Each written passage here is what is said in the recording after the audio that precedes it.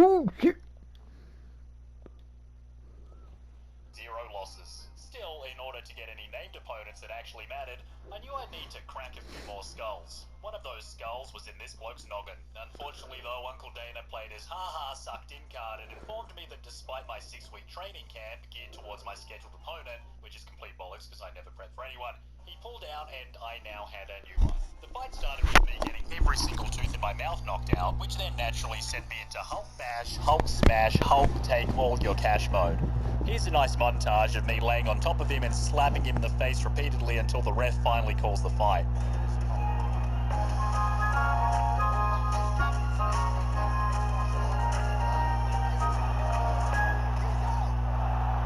Ain't nothing but a G-thing, baby. I'm into Octagon acting crazy. Unfortunately, I have narcolepsy. Watch me wriggle on the floor like a worm drinking Pepsi. With that guy out of the way, I went back to UFC HQ and demanded a fight with the dude that pulled out due to an alleged injury, and then gave him a real one. Instead of embarrassing him by showing you the actual fight though, I'll just leave these fight highlights here for you instead. Professionally curated by ESPN. Anyway, after that I had to end the career of pretty boy Brian Ortega, who was actually really good at impersonating a Ninja Turtle.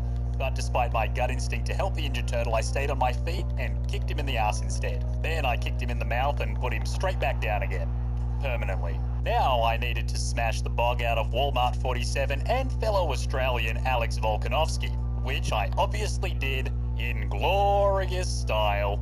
Sorry, Alex. And with that out of the way, it was finally time for me to punch on with the featherweight champion and the only American president that ever made it into heaven, Abraham Lincoln. Before the fight though, my coach came into the back room to give me a pep talk where he said things like, "The day you walked into my gym was the worst day of my life.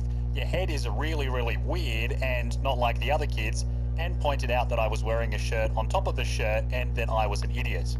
We then bumped fists and headed out to get to work. I started the fight like a true gentleman and immediately found myself in a leg lock that nearly cost me the fight.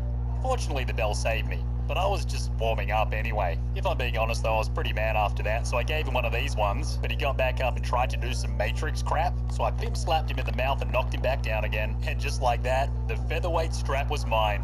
Hurry up and put the belt on me, Uncle Dana, you bald.